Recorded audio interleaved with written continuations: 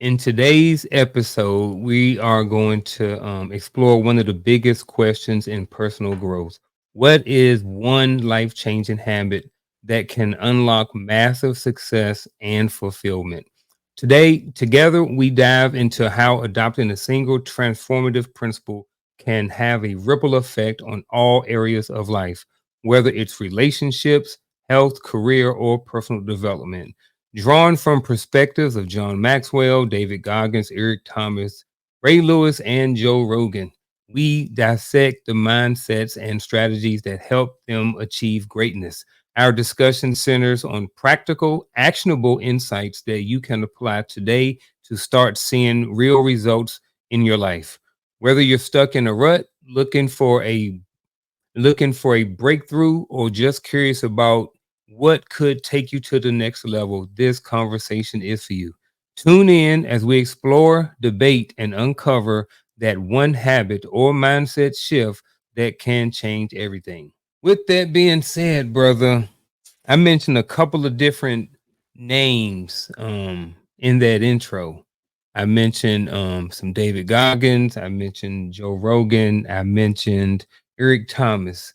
The reason why I mentioned all of those dudes is that because those in some shape or fashion have been a big part of my life over the last few years, going through and figuring out what my purpose was in life to even now, each one of them have something that they're good at.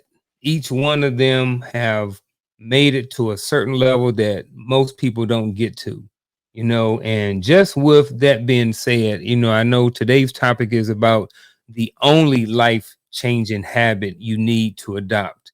But there are a whole bunch of different habits that we can adopt to be great. But I don't know if we're going to focus on one today, if we're going to talk about a whole lot of different ones. But I would like to see if we can at some point maybe get to a point where we can focus on and agree or not agree to that one life changing habit that you need to adopt. So, with that being said, man, is there anything that we need to define before we start this conversation? Um, my initial answer is yes. Mm, But I think that needs to be quantified. I just can't say yes and just leave it out there because it leaves a lot to be desired. I love the fact that you started off by addressing David Goggins and you addressed Eric Thomas and Joe Rogan and Ray Lewis. And I like the fact you threw Ray Lewis in there as well because Ray Lewis is a great motivational speaker. I think it's imperative that we look at these people as examples of what is possible. I think too many times, we look at what these people do and we say, I want to be just like that. And the issue is there's only one Eric Thomas, there's only one Ray Lewis, there's only hmm one, David Goggins. And so, can I be very similar to that? Sure, I can be similar to that. But I think the key is for me, I have to be the person that I am called to be. And I think that's the thing that I need to define. If I don't define that, then what ends up happening is I end up chasing their identity and I fail to recognize mine. So I need to understand who I am, first of all. I also need to understand what I am called to do. I like the fact that you mentioned purpose because in order for me to get the calling, I must first have purpose. But the thing that makes those things come to life for every person is getting to the point of having a clear identity. And that's a struggle in today's society because there's a lot of broken homes. Make no mistake about it. And we've talked about this on different shows. Make no mistake about it. When a child is absent of a mother or a father, or don't have a good relationship with a mother or a father, they may struggle with identity formation to a certain degree. That means that they may make some bad decisions going through life and so forth and so on. And that's just part of their developmental process. It's good, bad, or indifferent. But having a clear identity that gets me to the point of defining purpose for me, and we talked about this a couple of weeks ago. And then that purpose get me to the point of having a clear cut understanding of what I am called to do. I think if we can, at a minimum, define that, we're on a good glide path. Yeah, I can dig that. I also think that maybe something we need to define is what a habit is. You know, I think one thing that can give us an example is brushing our teeth. You know, what I mean, for most of us, that's something that we do almost, at least most of us, at least once a day, sometimes twice, sometimes three times a day, depending on what your oral hygiene habits are. But I think that's something, you know, a habit is something that you do on a consistent basis, for whatever reason. You know, there's a bunch of different habits. Ooh, what about addictions? I don't know why that popped up in my head, but I think a habit. Hmm, what's the what's the relation between habit and addiction? Hmm. Maybe we'll get into some of that as the show goes on. I don't know. Let's do But it. yeah. So here we go. From your own journey. Yes, your own. Like sometimes I want us to be transparent. Sometimes I want us to dig into us because a lot of times we talk about things in general. We talk about, you know, someone that we know or yada yada yada. So I want for this question, I want us to make it personal, Yeah. right? So from your own journey, what was the turning point or realization that helped you unlock new levels of success and fulfillment? Initially, my thought is that life isn't a straight line journey. And what do I mean when I say that? Life is filled with paradoxes that we have to come to an understanding. I give you a perfect one as it pertains to success. The gateway to success is through failure. So if I fail, if I do not harness the necessary power and opportunities that present themselves to me in any version of failure that I have, then success at that point can become elusive because there's a danger with achieving success without any failure. There's some lessons that I miss en route to success. So when it comes down to those things, understanding the paradoxes that exist in my life. In my younger years, I would say definitely I wanted to be successful. But what does that success look like? Success looks like achieving success incrementally in the direction of the overall success that I want. But here's the issue: I didn't necessarily like the failures that came along with the pursuit of success. So when those failures presented themselves, I was hard on myself. I was really hard on myself to where the lesson that I learned in those moments is that exercising grace is the best thing that you can do for yourself because success requires you to fail along the path so that you can get a better, well rounded perspective of the lessons moving forward. And so when I look at those different levels, it's understanding the paradox at those levels and then recognizing that me wanting instant success is more about me. Me wanting the success that equates to fulfillment is more about how well I can serve others. Hmm. The fulfillment and serving others. Okay. Okay. Okay. I'll roll with that. Like I Um, give you a great example because uh-huh. I like the fact that you thought into it, right? What gives Coach's Corner value? For me, the fact that I believe that we are giving people valuable information, not just the information that you and I read from a book, but information that was tried and tested and failure and all those other things happened. And then we're not just giving you the information from the books, we're giving you the information from the failure as well, right? So the lesson learned through failure piled on top of everything else. Now that's what people are getting. So for 20-year-old me, if I had Coach's Corner, this Mm. would be golden. So that to me is one of the things that I look at as it pertains to success in Coach's Corner. What if one person looks at these videos and say, "Man, that was good. How can I do that?" And they listen all the way through, get the actionable advice and start implementing, and they start seeing success happen faster. That's value added for me. That's the reason why I get excited to do Coach's Corner. So that's kind of like what I mean when I say that. Okay, I got it. I got it. I got it. Um, so here's what was crazy is from my own journey, what was the turning point or realization? Mine was the realization that I don't know anything, right? And the more that I learn, the more I read, the more I research, the more I realize how much other information I just don't know, right? But the thing about it is that, when it comes to how that has helped me unlock new levels of success and fulfillment, in one instance, I have fulfillment in the fact that knowing that I'm never going to know everything, and I'm okay with that. I have to be okay with that. I think sometimes we go out and we say, you know what, I want to know every single thing about X, Y, and Z. And for the most part of it, it's hard. Like this is a huge world. This is a huge space that we live in. You know what I mean? Just even in our own community, there's so many different things going on. There are so many options that we have in the world today that we can do. You know what I mean? And you know what I mean? So for me, it's just like I have a certain level of fulfillment because it's like almost like a weight. I don't carry around this weight feeling or thinking like I have to know every single thing. You know, I have to meet coach's level of success.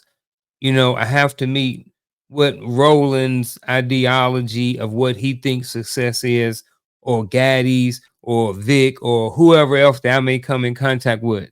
You know what I mean? Their level of success is not the same as mine. Their perception of what success is may not be the same as mine. So for me, like I said, realizing that I do not know everything is very it was kind of humbling at first, because I'm just like, I thought I knew a whole bunch of stuff. Then I started reading, then I started watching and listening to other people. I was like, man, but I don't know nothing, Right. so but at the same time, I get to create, it unlocks different levels of success because it's like I can focus on what I need to focus on. I don't need to focus on trying to learn and know every single thing because I'm never going to know everything. Yeah, And I'm exactly. okay with it. And I can have a certain level of success based off what I think is success. And it don't have anything to do with anybody else's level or what they think success is. But see, if you notice what you just did, that was a paradox. The more I learn, the more I realize I don't know. Yeah. That's paradox. Mm. The more control I try to have, the more I realize that I'm not in control. Yeah. The more I pursue happiness, the further happiness slips away from me. Like all Yeah. of these are paradoxes in our life that we have to come to the point that we rationalize in our mind and realize that you know what? It's not a straight line. It's more of a curve. So if I want happiness, I can't chase happiness. I have to realize that joy may need to present itself before happiness shows up. Because when joy presents itself, joy is more long term and more divine than what happiness could ever be. Happiness is for a moment. And what we Hmm. tend to do is we chase moments. Like we have those moments, those snapshots of happy. And I say it that way intentionally. We have those snapshots of happy in our mind, and we remember that, log it in our brain. And what we try to do is we try to hold everything and everyone accountable to that snapshot in a moment of time. But you fail to realize everything that it took to get to that woman, to that woman, to that moment, right? That it's me, woman, to that moment. And so it's not the moment that it is. Like everybody wants these moments in life, right? Everybody wants that moment when they make $1 million, that moment when they sign a big contract, that moment when they get married. No, that's moments happen, but it's the work that happens all the way up to that point.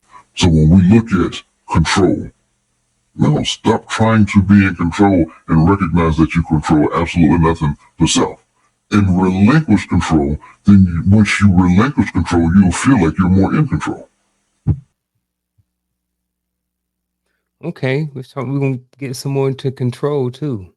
Okay. Um, But before we do, we're going to stay on us for one more question, Yeah, man. one more time. All right. So for one more time, because I got mine. I just not thought about it again. it changed from when the questions got first written. Yeah. So, in your opinion, what is that one life changing habit you need to adopt, and then elaborate? It's funny that this is the question that you ask because mine has always been this and it will always be this. And in my opinion, that one life changing habit that I need to adopt, that I believe that everybody needs to adopt, is consistency. Mm. Being consistent. Now, sure, just consistency alone isn't enough. You need to identify and define what is that you're being consistent about. But the habit itself is consistency. The more consistent we become, the more value, not only value, but the more profound life becomes. Like think about it. You're training for a marathon. Let me use you for example because if I don't, you're gonna hey, if I don't, you're gonna use it. Um There you, you go. There you right. go. You're training for a marathon. Like the train up for a marathon has to be a level of consistency in order to get you to that level to where you feel in your mind confident that you can go out in a marathon and compete. Not just and I think I know you. I can say that you're not just looking to finish. It's not finishing, right? Completing a marathon is one thing. Pat on the back. Good job. Everybody gets a trophy, right? No, not this cat right here. He wants to compete. That's a total different level of consistency and commitment to consistency. So when I say that, I don't care what it is we're talking about. Do you want to be more profound in understanding what the word of God? It takes consistency to do that. Do you want to be more profound and dedicated in your relationships? It takes consistency to do that. Do you want to increase your finance? It takes everything. I don't care what you talk about. Everything takes a level of consistency, and I know that's your thing, and that's why I brought it up because I think when we look at it, that one habit alone can be monumental. Now, trust me, it works both ways. I can be consistent in doing the wrong thing, and in being consistent when doing the wrong thing, I am going to reap the rewards of what that consistency requires. So whatever I plant is going to grow. So if I'm consistent with that thing that I plant, whatever that is going to grow in my life.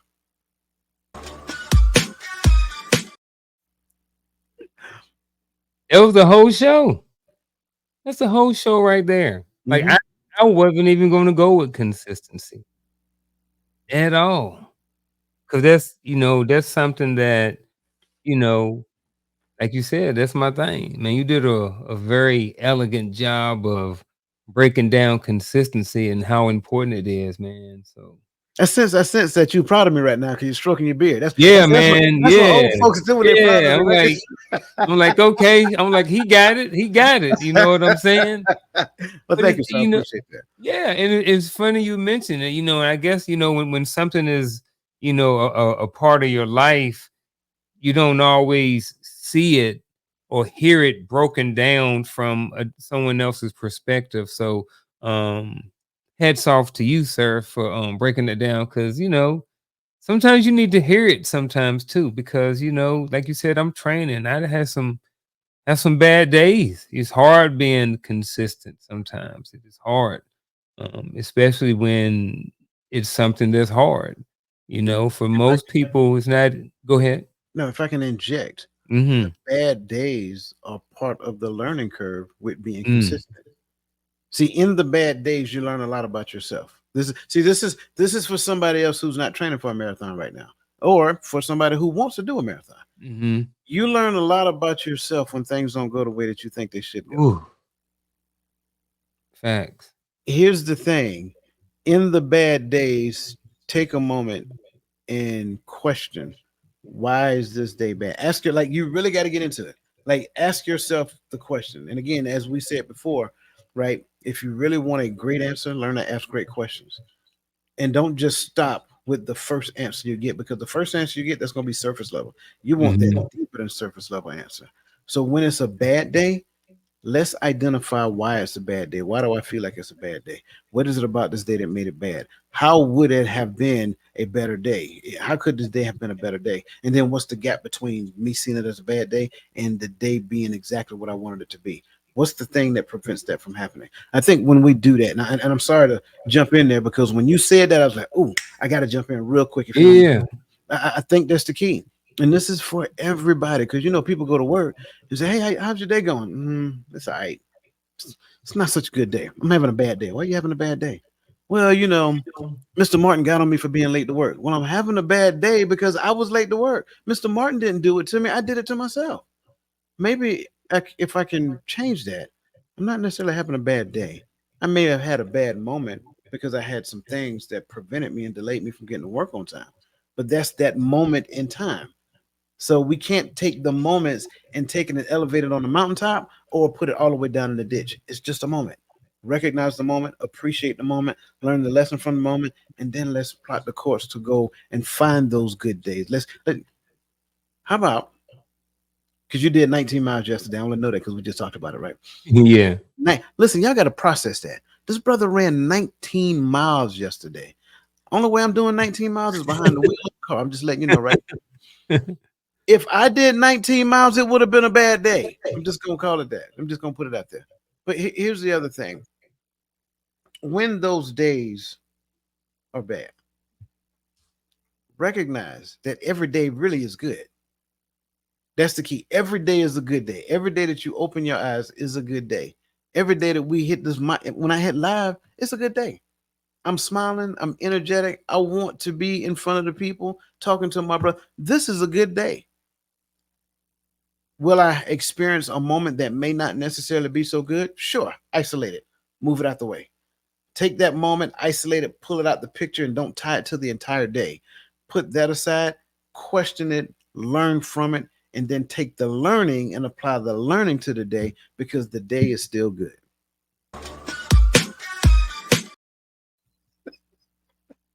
Bro is hitting them out the park today, ladies and gentlemen. If y'all have not tuned in today, if you have not liked this video, shared this video, or subscribed to this channel by now, I don't know what is wrong with you because this brother over here hitting on all cylinders today. He cooking with Mo Gas, he cooking with Crisco, all those positive things that you can think of. That's what this brother over here doing. So, man, I'm over here getting it. I'm over here like, heck yeah, I need to just shut my mouth. And speaking of which, in your opinion, what is that one life-changing habit you need to adopt? Elaborate. Here it is for me. Shut my mouth. And I think a lot of people Mm. out there have that one. I think it's like that for a lot of people. If they actually really do some self-assessment and looking around and looking at yourself in the mirror and figure out exactly how things can change your life, that's mine. Shut my mouth, right? Here's some examples of what I do. I will be over here, I will be having a conversation with somebody, and then I will be trying to figure out what I'm going to say, right? And I may get stuck on something. And I'm trying to figure out what am I going to say, right? All the while they're still talking, but I'm not really paying attention. I'm not really in the moment with them because I am trying to figure out what I'm going to say. Not only that, the other thing that I'm trying to do along with that is the physical part of that, right? So when you're having a conversation with somebody and they're talking and your mouth is like, they know that you are trying to butt in, right? And that is something that I am becoming more aware of and I'm trying to stop. So for me, mine is to keep my mouth shut, focus on the person and the conversation and be in the moment while I'm having the conversation with that person. And then if I want to say something, try to contain myself. Don't interrupt. Wait until they've said what they said. Give it a second, give it a moment to make sure that they're complete with their words, and then I say something back. Not bit bit bit bit bit bit. I don't know why I'm saying bit bit bit bit, but it's just like bit bit bit bit. You know how you talking to somebody and they like bit bit bit bit bit bit. You keep hearing them trying to butt in, and then next thing you know, the conversation goes up. And I know that once I go bit bit bit bit bit bit, that person it's like this person is trying to talk over me. He's not really listening. He's trying to interject. So for me, that's that one life changing habit that I'm trying to work on.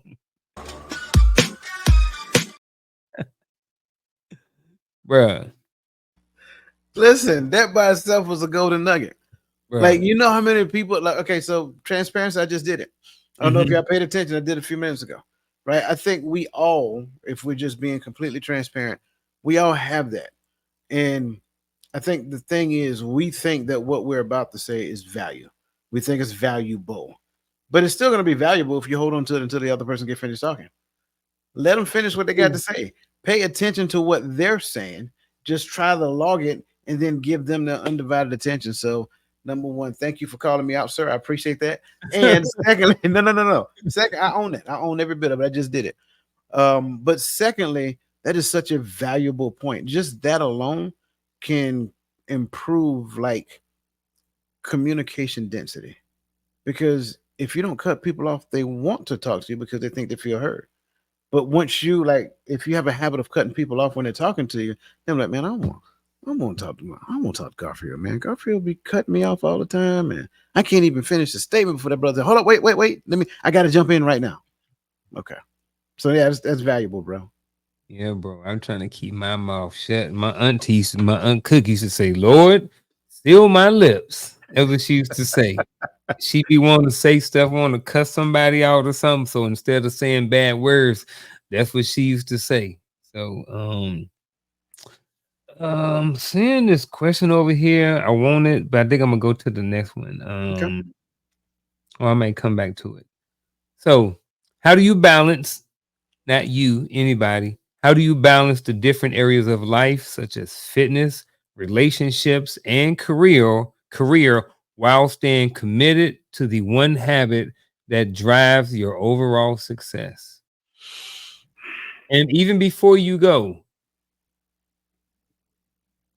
share with everybody what that one habit that drives your overall success is. If it's one word or something like that, it would be cool. If not, that's fine too. So I'm going to be consistent with my one word habit. It's Okay. consistency. Because even when you look at fitness, consistency, relationships, consistency, career, consistency, it works in every last one of them. The thing that helps me to balance those different areas is called priority, which is the important part for me. And when I look at these, just these three alone, right? We can inject about 15 others, later. Relationship, fitness, career. Well, this is easy. Relationship, fitness, career. That's the priority for me, right? Relationships must be the number one priority. Why? Because at the end of the day, we are created to be like communal. We're supposed to commune with one another. We feel valued when we connect with people of like mind and we're sharing ideas and we're empowering and helping each other. Fitness level has to be next because at the end of the day, at the young age of 50, I'm trying to stick around. I'm trying to live the fullness of the life that was promised to me. If I'm given more, great. I appreciate that. And then career has to be third. Now, if you asked me this when I was like 20 years old probably would have looked like career, fitness, and relationship. You know what I'm saying? So I think Yeah. it's different for most. It's different for different people based upon where they are in their life. But for me, it has to be in this order: career, fitness, and I'm sorry, relationship, fitness, and career. Because when I look at it from that perspective, I think those are the priorities that I am supposed to be. I have to take care of myself so that I can be okay for everybody else that I am in communication, that I'm in relationship with. Learning to shut my mouth, right? Like my brother just stated, helps me to be more relational. Learning to speak when I have something of value to add helps me to be more relational. Well, newsflash, career is a combination of relationship and fitness when you really stop and think about it. I don't care what type of career you got, there is a level of fitness in it. Whether it is mental fitness, whether it is physical fitness, there is a level of fitness in it. So, in order for me to have a successful career, I need to have relationships and fitness in order. Yep. Dang. You said all this stuff. A bunch of good stuff, man. I was over here just um sucking in everything you said, and I forgot I had to respond to this too. So with that being said, I like consistency, but I'm gonna go with a different one, and I think discipline. And I think discipline and consistency. Sometimes I kept thinking about this. I kept thinking about this, and I kind of see it as similar to like chicken and egg. It's like, do you need discipline in order to get consistent, or do you have to have a certain level of consistency in order to become disciplined? You know what I mean? So I think it's both. I don't know which one comes first. I think in certain situations, there are people who can, they can have something tragic to happen and they can automatically get super disciplined and super consistent with something. I think there are people who may have a certain level of consistency. You can't have consistency without the discipline, though. And I can't be disciplined without consistency. You can't have discipline without consistency. You got to have both. So the answer is yes. So the answer is yes. Man, because I've been thinking about that, and I know it seemed like we may have talked about that before, and it may have came up. I don't Man, know, but I don't know. It's something about that combination. And the reason why I'm looking up right here is because I got a thing up here and it says G Man, which is I guess for Garfield. I don't remember when I did it. It got disciplined, and then right up under that it says Mr. Consistency. So I was just looking at that. It's crazy. And I think that's right there on purpose so I can look over and see it, while I'm at my desk and stuff like that. But yeah. I think balance, I think one thing we look at balance, and I want to just clear this up before I dig into the balance part, is that we look at balance, a lot of people think that it means equal, and it doesn't necessarily mean equal. It means balance. It'd be like, I may need 10% of fitness, 60% of relationships, and 40% of career or something like that. But it's whatever works for me, is what's balanced for my life, not equal. It's not 33% fitness, 33% relationships, and 33% career. That may work for you. You know what I'm saying? But in most situations, it's not equal. It's not broken down evenly across the board. So I think the way you balance those things, just like you said, I couldn't really come up with anything else other than a priority. You Hmm. know what I mean? Which one of these things in your life right now where you are takes priority? What is most important to you? And the reality of it is they may adjust or they may even change depend on where you're at in your life. Just like you said, when you're at 20, it may be X, Y, and Z. When you're in 30, it may be like this. When you're married with someone, it may be different than when you're not with anybody. Yeah. So if you have a certain level of fitness, or you know what I mean, just maybe you're at a certain part of your life where the career may not be as important anymore. So let's go jump way down on the list, maybe not even number 3, maybe down to number 8. So um my answer to this question is discipline, and then the way you balance everything is just by prioritizing things. Absolutely. Absolutely. And I just want to stress, like, I know I said it before. I want to make sure I'm saying it again. Like, consistency is the fertilizer to whatever it is you plant. That's just it. So if you are undisciplined, you can be consistently undisciplined, and you're going to get the result of an undisciplined person. If you are disciplined, if you are consistently disciplined, then you will reap the rewards of a disciplined individual who exercise consistency with it. So I just wanted to add that in there again. All right, so I'm gonna ask a question before we go into the next question. All Hmm. right, so let's answer this question. I talked about it at the beginning of the show. If you could give me one word right now for everybody who's watching, the only life-changing habit that you need to adopt is what? Give me one word. Consistency. There I'm you going to go. be consistent with that answer. And look, and here's mine: discipline. Hmm. So if you out there watching this, write down discipline and write down consistency. And here's the good thing about it. If you look over there, that red thing. It says Dwayne Dwyer. You look up under that thing that says mindset coach.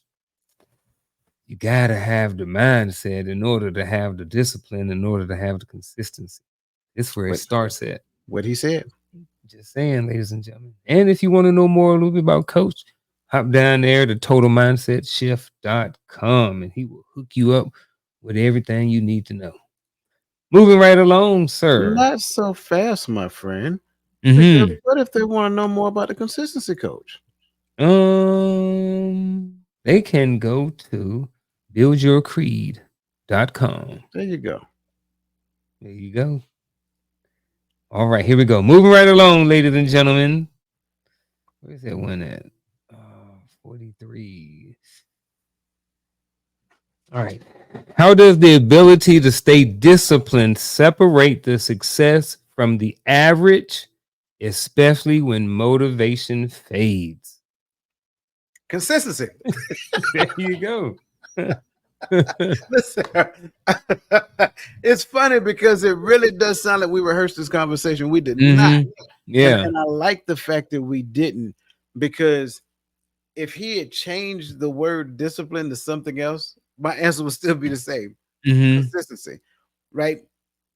Being consistent, like let's just say, I don't know, my goal was to improve my penmanship because I want to get into what is it, calligraphy or whatever that's called. Mm-hmm. And so I want to improve my penmanship. You So have a calligraphy TikTok and blow up. yeah, absolutely, It's absolutely. people that do it, man. All they do is sit Is there that on is that TikTok and write names. am I saying it right? That's what it's called, calligraphy, right? Yeah, I think, yeah, calligraphy. Okay, if I'm wrong, if I'm Shell's wrong, into it. oh, she was into it. Okay, good. Yeah, she's into Good. it. She writes and stuff. There you go. So if I wanted to improve my penmanship, the way that I do it is through discipline. I need to be disciplined. So I put on the calendar every day from this time to this time, I'm just going to write. Don't really care what I write about. I'm just going to write whatever comes to mind. Well, there has to be a level of consistency that goes along with that discipline. I can want to be disciplined, but the consistency that goes along with it makes me disciplined. So I may start off really good, and this is the thing we see all the time at the beginning of the year. The gyms be packed in the month of January. They're Mm-hmm. disciplined at that moment. In that moment, they're disciplined. Why? Because they're thinking about what their body is going to look like afterwards. So that's enough for motivation to happen. But the issue is that motivation tends to fade away because motivation is temporary at best. However, Absolutely. what we're looking for is inspiration. We need to be inspired. Once we become inspired, then we get to the point of recognizing that, you know what, I'm doing this for a very deep meaning, something deeper than just the outward appearance. I might be doing it because what I want to do is start this program for a whole bunch of people who are looking to lose weight. So if that's my driving force behind what I'm doing, then what I'm doing now has a deeper meaning. That's the thing that promotes the consistency. Because when motivation fades because it wasn't that important to me. But when the reason why I'm doing the thing, the why is important enough, and it's outside of me, it's for these other people out here. Now the consistency kicks in to jumpstart that discipline when the motivation starts to say, hey, you know what? You ain't got to do this. Just go sit down. Go eat a cheeseburger. You good. Yeah. Let me say something about motivation. I have said this before, and I will say it and say it and say it again. I freaking hate motivation. No, I don't. I don't hate it. But like Coach said, it's temporary. So I don't want people to think that I hate motivation. I don't. But I literally think at motivation, my best analogy is like kindling to a fire. It's what you use to start, it's what you use to jumpstart. But you cannot put that little bit of kindling there and expect to have a log fire all night long. Once that kindling burns down, it goes out, but it's very great. It's very good to start a fire with. And that's what I think motivation is. Nothing wrong with motivation. You have to realize that's not what's going to keep you going. How does the ability to stay disciplined separate the success from the average? Is because discipline says, I don't care about time. Discipline says, I don't care how cold it is. Discipline says, I don't care if it tastes good or not. Discipline says, I'm gonna do it even though it hurts. So that's why you separate success from the average, is because discipline and the disciplined mind is don't care about none of that stuff. Discipline don't care about none of those obstacles that come in the way, because they are going to happen over and over and over again. Every time you try to get to that word over there that says starts with an S and ends with an L that says success, every time you try to reach for that S word, there is going to be some hurdles. It's going to be cold sometime. You ain't going to always have the time. The food might not taste good. It don't matter. And you may not, it may cost you the relationship. But we ain't going to talk about that right now. But that's what I wanted to go with that right now. Discipline, brother. Yeah, I mean, I'm agreeing with you.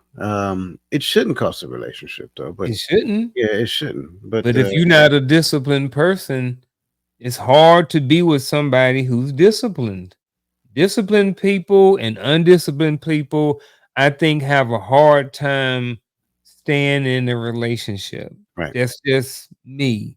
I yeah, don't have too many people close to me who don't have discipline. yeah, I agree. I don't disagree. That's why I say it shouldn't. Shouldn't.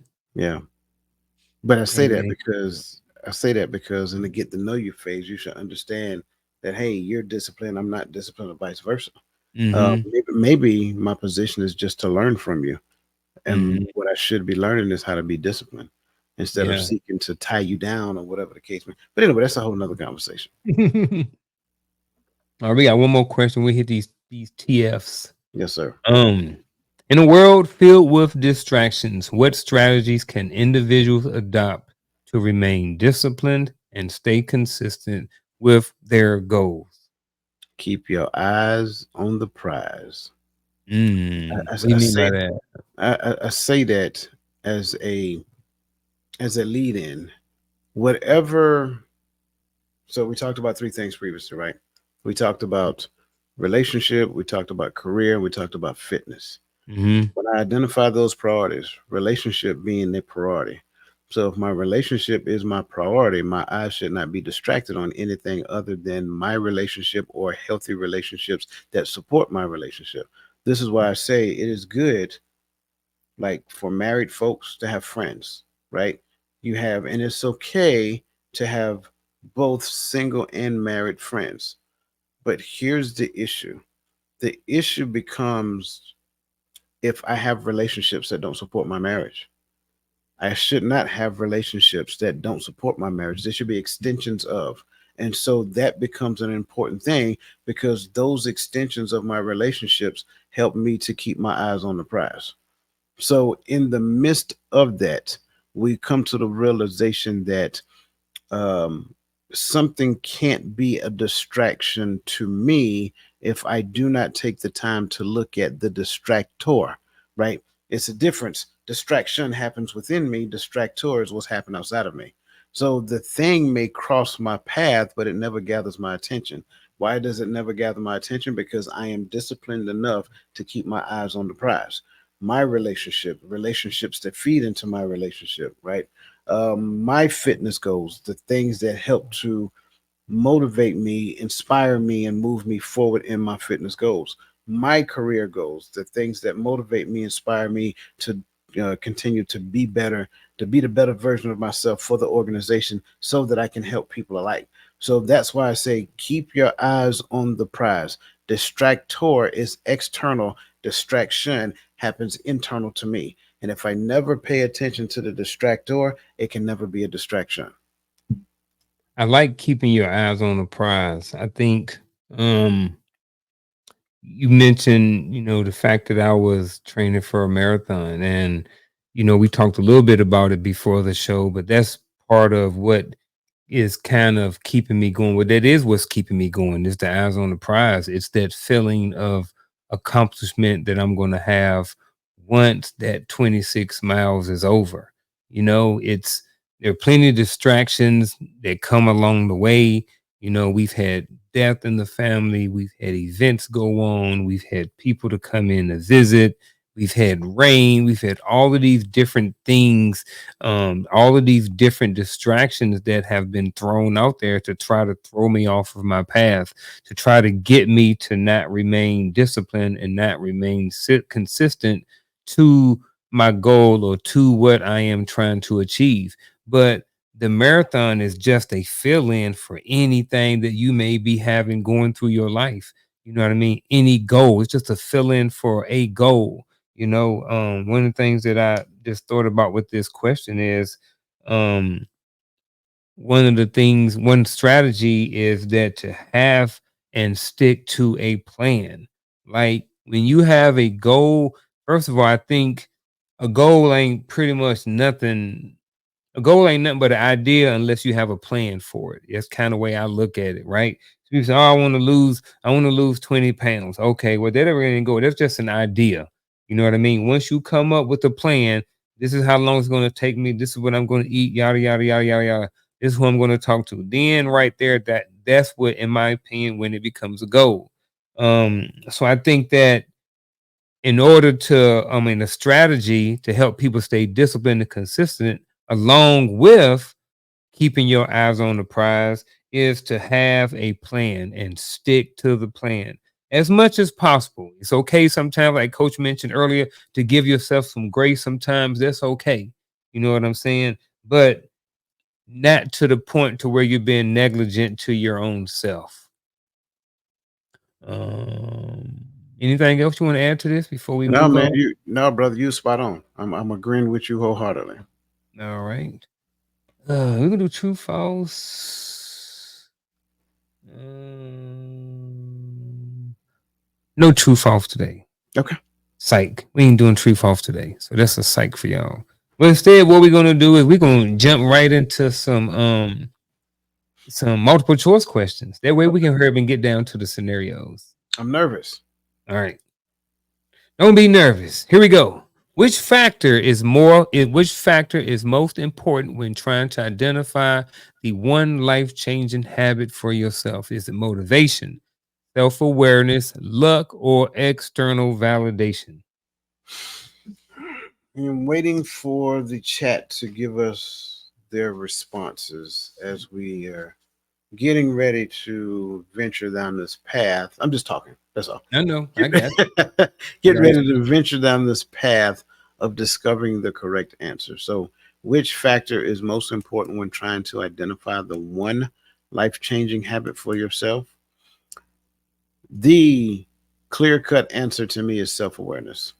However, I also think it's two answers here. I think it's Uh-oh. self awareness, and I also think external evaluation. External evaluation has a way of helping me to see things about me that I can't see about myself. And so, External validation. oh, I'm sorry. Scratch that. Yeah. Only answer is B. But the word where you've gone with it with that other word, I could definitely see it B and D as well too. Absolutely. Cataracts acting up, you know. Here we go. Number 2. What is what is the most effective way to turn a new habit into a long-lasting behavior? A, relying on motivation alone. B, making it a daily practice. C, setting an unrealistic goal. Or D, keeping it secret. I'm saying it all day. Mm-hmm. That's my answer. I'm saying that all day as they're writing it in the chats. All day long. I'm All day. saying it. And they ain't gonna change yet. That being said, my answer is consistency. There you B, go, ladies and make it a gentlemen. daily practice. Daily practice. Now, Uh-oh. here's another thing that I want to interject with. D, right? Sometimes we shoot our own self in the foot because we start telling people what we're doing. Hey coach, man, I'm about to get over here. I'm about to start running from this marathon. I'm start trying to train for a marathon. Oh man, you ain't gonna run no marathon, man. You've been sitting on your butt smoking cigarettes and drinking booze ever since you've been out the army. Right? So even though it's not D, I think sometimes back to my one thing, sometimes keeping your mouth shut about certain Mhm. things can be very effective in your life. That's my 2 cents on Let me that throw another question. let me throw another penny in there with your 2 cents. Okay, I wouldn't say keep it a secret, but only share it to those people who you know or your support system. Like there your you go. support system could be that group that gives you that extra motivation, kind of like when you was talking about the bad day earlier. Mhm. Like that's what that support system is for, right? They have those conversations to have you to think into certain things. Who knows? Part of the support system might be getting out there running a couple of miles with you. We're gonna tag team this thing. He Yeah. doing 19. Okay, so between the five of us, we all gonna do three. And Yeah, that's, you see what I'm 3. saying? That's the support system. Yeah, So it is. definitely agree with keeping it a secret. However, keep it a secret from those people who would not support you. Share with the people who will support you so that they can be like that support system that you need. Makes sense to me. Next question. What role does self-reflection play in determining the best habit to adopt for life transformation? A, minimum role. B, a large role since it helps you elevate your strengths and weaknesses. C, no role at all. Or D, it only matters after you've achieved your goal.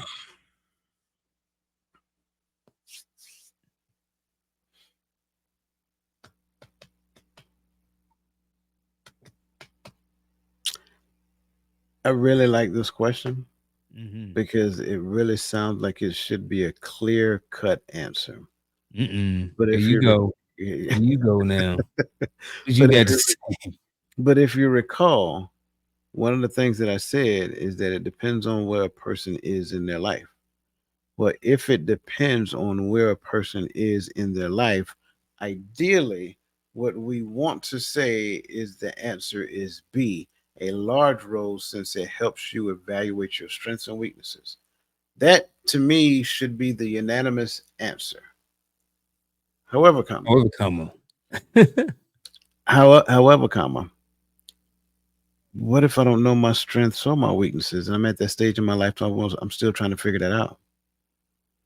So I'm a fan of self reflection, but sometimes I don't know enough about myself to reflect. And so, in the midst, if a person finds themselves there, self reflection is really going to help them, especially if they don't have like a good system to kind of help them get to where they are right now. So, if B is not the answer, we know that C is not the answer at all, right? Because self reflection has to play. At that person's in the stage of that person's life, I would have to say it is a minimal role, but it would not be like minimal. It would be a role, but it wouldn't be as large of a role for a person who is self-aware. So when we start talking self-reflection, you got to realize a person has to have that the right mentality to get that information about themselves, whether internally or externally, to say, hey, I can say I did that. I can do that. But sometimes early on, I don't do that. No, I didn't do that. I didn't do that at all. So sometimes this one will go back to what your word was. Sometimes just being disciplined about something that a mentor told you to do is enough to move you forward in the direction of success.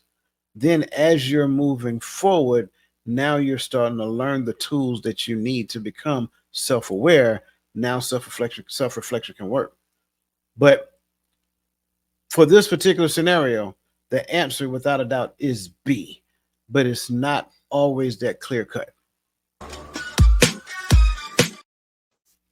How in the world you get a golden nugget on freaking multiple choice questions? That's what I want to know. Bruh, the minimum role part, I had a whole bunch of stuff that I was going to say, but you pretty much hit everything that I was going to say when it comes to the minimum role. Because I definitely was thinking the same thing. By unanimous decision, yes, B. And the only thing I want to add to it is when we were talking about balance, right? So maybe in my balance in life, I'm taking a minimum, not minimum, but a lesser role, you know, in self-reflection. Maybe right now I'm only self-reflecting on one thing because that's all I can only it's all the capacity I've had. I've never done any self-reflection before in my life. You know what I mean? So I may need to start with something on a smaller scale, but it's not a minimum role just because it's on a smaller scale either. Very One small thing could be very impactful in your life, even just like the show's topic, one life changing habit. Um, Moving right along. Oh, we the wish cards now. All right. Personal life, first scenario of the night. You're stuck in a cycle of procrastination, always putting off things you know you should be doing for personal growth. What's the only one habit you could implement to break free from procrastination and start making real progress? Great question. I think the part that sticks out to me is always putting off things you know you should be doing. If you recognize this to be a thing, I'm just going to be transparent. Pick up the phone, get on the calendar, hire a coach, because you have some habits that you formulated, and those habits stem from fear. So you need somebody that you need to talk to where that person can help you to unpack and uncover that, and then to understand how that fear has manifested itself in your life into procrastination. And it could be a fear for a number of different things. But that's the one habit that I recommend in this. Then after becoming coached, whatever the action plan becomes that you get from that coach, implement that habit. Like this one right here is one of those things. I know ideally someone's like, well, you can give us a habit, but that's the thing. I always say you got two types of people out there. You got those who know they need a coach and those who don't know they need a coach, but both parties need a coach. This is a perfect example of that. When you know that this is the thing that you do and you know what you should be doing and you don't do it, you need a coach, because the habits is the thing that's going to continue to prevent you from doing it. It's habitual now. It's a part of your subconscious memory. Bro, own it tonight, bro. This is this is one of the most informative shows that we've ever had, and it's not. I don't think it's dry. You know what Mm-mm. I mean? I think it's good. I think it's really good. I think this is a really good show right now. I don't know why I'm saying this, but appreciate you, brother. Like on the spot. Appreciate the chat and everybody else. Everybody's making this a great show today. Amen. Um, Moving on to the next one. I ain't even going to add anything to it. Like there you go. And here you go. Just in case, you can go here, ladies and gentlemen. You can go here, ladies and gentlemen. There you go. I'll just leave it up there for a little bit. There You you know, go. and just leave it up there. Next question, next scenario. You've been trying to grow your social circle, but feel drained by shallow relationships. What one habit could you adopt that would lead to more meaningful and fulfilling connections? This is a really good question. I love the fact that you brought into this question the notion of shallow relationships. Because ideally, a lot of times we don't realize that we exist in shallow relationships. We are superficial at best. So, what ends up happening for you to get relationships with depth and breadth, you yourself have to understand two things. You have to understand what vulnerability looks like, and you have to understand what transparency looks like. Those are the gateways to deeper, more fulfilling relationships. So when it comes down to it, the best thing that I can recommend, the one habit that I could recommend to you is literally take an inventory, right? And I know that doesn't sound like a habit, but hold on, give me a second. Take an inventory of how you show up in the space of relationship. So now, come pulling from the previous question, you have to become self-aware of who you are in the space of relationship, because it's just like the old cliche says, whatever, be the change that you want to see in the world. If you want deeper relationships, then you need to be able, you have to become good ground for deeper relationships. So you have to learn to become vulnerable. You have to learn to become transparent. And then you have to practice those things in which you learn. Being transparent allows people to trust you. Being vulnerable allows people to connect with you on a deeper level. You do those two things, that's your answer. Um, I ain't got too much to add to that except for be the person that someone would want to have a relationship with. Yeah. Be the person that someone would want to have a meaningful and fulfilling connection with. You know, if you're the person at work who's sad all the time, but you see this person over here, maybe they may be some shallow relationships, but look at why certain people have good relationships. Be that. Next, fitness, wellness, life. Here we go. Let me blow it up a little bit. All right. You've always wanted to improve your physical health, but you keep falling off track with your diet and exercise routine. If you could focus on just one habit to transform your fitness journey, what would it be and how would it impact the rest of your life? I think you gave us the answer. But you keep falling off track with your diet and exercise routine. That's the thing. You have to reverse engineer that and understand, why do you keep falling off track with your diet and exercise routine. Once we unpack that, then whatever that habit is, you have to figure out a way of turning that around. Maybe it's because, like, when I was growing up, my mom used to call us long eye. You know, yeah, you see something, you got to have it. Well, Mm-hmm. maybe it's just that your eye gates is the thing that say, "Hey, I need that cheeseburger. Hey, I see them. They got them them new chili cheese fries or whatever the case may be. It's about 2,500 calories for a serving, but I'm gonna get that. Mm-hmm. So maybe it's just me removing those things from visibility. It could be something that simple, but you would have to reverse engineer the reason why you keep falling off track with your diet and exercise. Once you reverse engineer that and get down to the why you keep doing it, what's the thing that keep putting you in a position to make the decision to agree with falling off of it? And that's the key. You agree with falling off track. Like, falling off track is available. Staying on track is available as well. I need to agree with one or the other. Are you going to agree with falling off track, or are you going to agree with staying on track?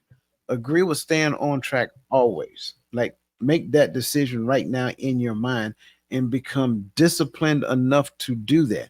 So when these things present itself, like, no, no, no, because those things are simply just distractors. Remember, it's external to you, so it's a distractor. It's not a distraction until it consumes you. Stay focused on the stay on track. But if you keep going with the stay off track, now you got to understand why. Why is this so attractive to me? Why does it keep pulling me back to that side when I really want to stay over here? Like, what's in your heart that you really want to do, and then understand the why. I know it wasn't a clear cut answer. I know it's like, okay, I do that. Yep, exactly. You got to reverse engineer it. If you don't reverse engineer it, you'll never get down to the why. Well, I don't think this is a clear-cut answer. I think that on the surface it is. Is yeah, the answer is consistency and or discipline or the combination of the two. But like you said, I know for some people it may sound like we're plugging coaches and stuff like this, but the reality of it is that maybe we are, but we're not at the same time. That's the reality of it. It's easy to say you have a consistency issue. It's easy to say that you have a discipline issue. However, comma, why? Why is it that you have a consistency issue? Why is it that you have a discipline issue? That's when you go out and you talk to somebody, have a conversation, kind of unpack it, like Coach mentioned earlier, and figure out why. Why are you going through this? You know what I'm saying? So, yes, on the surface, it's just, you know, this word or input a word, you know what I mean, that you may want to use, whether consistency, discipline, or you may come up with something different. But if you wanted to impact the rest of your life and you don't know how to be disciplined or know how to remain consistent, because for whatever reason, then you're going to always struggle with certain things in your journey, especially when it comes to your fitness and your wellness. Last one, love life. I think this is it. Yeah, this is the last one. You and your partner have been together for years, but recently both of you have become distant due to busy schedules. How can adopting a simple but powerful habit, such as dedicating quality time, reignite the connection in your relationship? This sounds very similar to one we've talked about previously. I think just by just adopting that simple but powerful habit of spending dedicated time together, like going out on dates on Friday evenings or whatever that look like make a plan to spend time with one another. You'll find that you will get back to enjoying the time that y'all spend together. I think too many times people get caught up with life. You found a relationship, you got married, and now you guys are more focused on what you do to make the house run. But what are you going to do to make the relationship run? That's the key. The relationship needs nurturing. Your partner needs nurturing. Like you guys need to communicate with each other to the point where you uplift and edify each other. Well, if you're not spending time with each other, you can't do that. So, in doing this dedicated time, you get the opportunity to pour into each other. You get to uplift each other. You get to teach one another, which is more profound. So in doing those things, it's just like having a garden. It will grow. And that's my answer. Man, I like that. I ain't really got nothing to add to it, man. I think you was pretty much spot on with that, like you have been the entire night, man. So, with that being said, man, I appreciate everything, man. I think it's about time we gonna get into the the actionable advice. You ready? Yes, sir.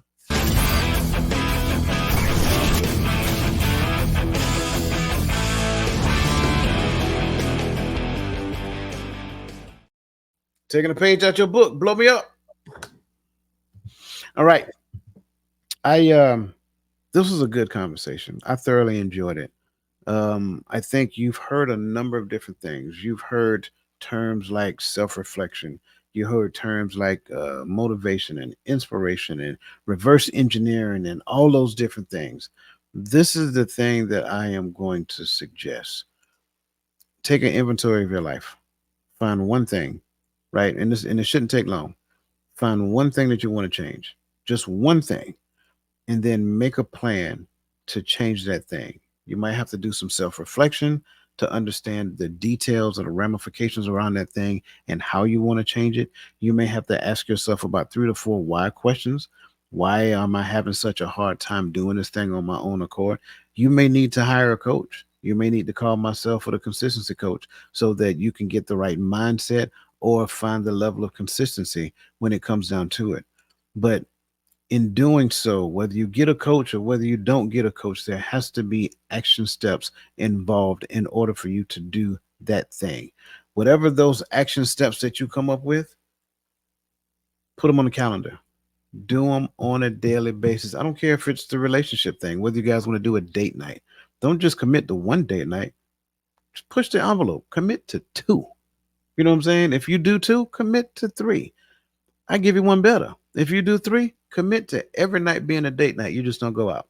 That's my action of thought. My actionable advice for this evening is very simple. Someone else needs to watch. Well, actually, someone else. Someone needs to watch this episode.